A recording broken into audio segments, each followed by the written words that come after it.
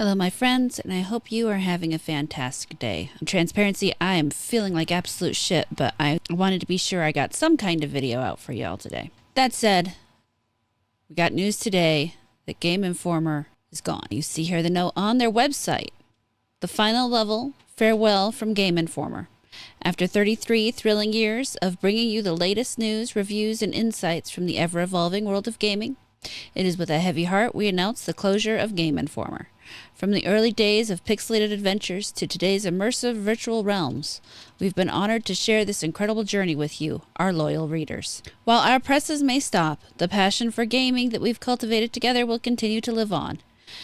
Thank you for being part of our epic quest, and may your own gaming adventures never end. While hardly the worst of offenders in the current war against gaming, one might call it, I guess that's a little hyperbolic, but honestly, I'm feeling odd, so we'll go with that wording for now.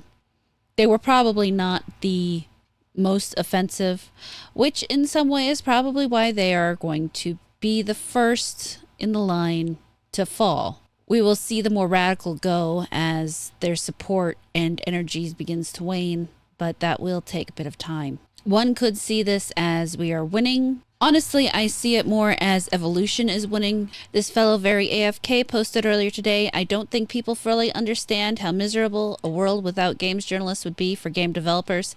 It's wild to see this giant black hole building in front of your eyes. Decline of viable paid outreach, decline of organic or otherwise press outreach. Like if you're not planning for a direct-to-customer campaign wherein you learn how to connect with the players yourself organically and understand how to be held accountable to that.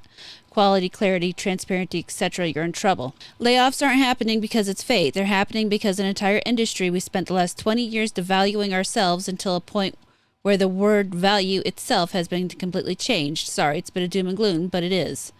On the other hand, there's plenty of opportunity for those adapting or rebuilding or building something new. So there is also light. And my response is, there would never be a world without games journalists, but the world is rapidly changing. The old guard method have been found to be corrupt, and they want to maintain control instead of evolving with the times.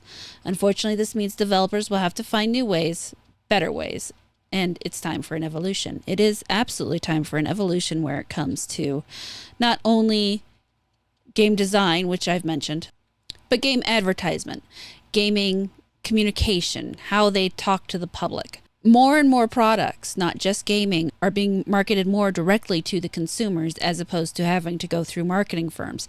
The age of marketing firms is slowly coming to an end, and they're fighting it hard. The reason you see so many disconnects between corporations or companies and their products and their customers is because they keep listening to these ill-informed and often full of activist marketing firms. Something like Sweet Baby Inc. in the end really is nothing more than a marketing firm. They are trying to tell a company what they should be telling their customers to get and keep their customers. It's not the world we're going into. With the way and speed at which information moves today, it is ridiculous to try to go through a third party to reach your market. Right now, developers should be looking into ways that they can communicate directly with their customers.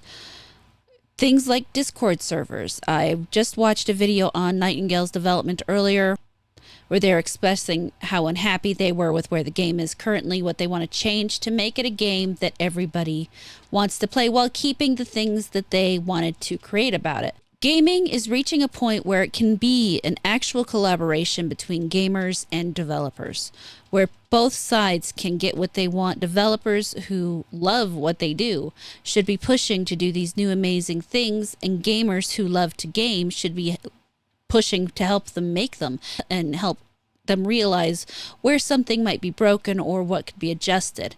There is an audience for every product out there. The role of something that would have once been termed a game journalist and is now your YouTuber or tweeter or vlogger or whatever the was whatever function they serve to get the information out is now to help connect gamers directly with the developers as opposed to being the go-between communicator.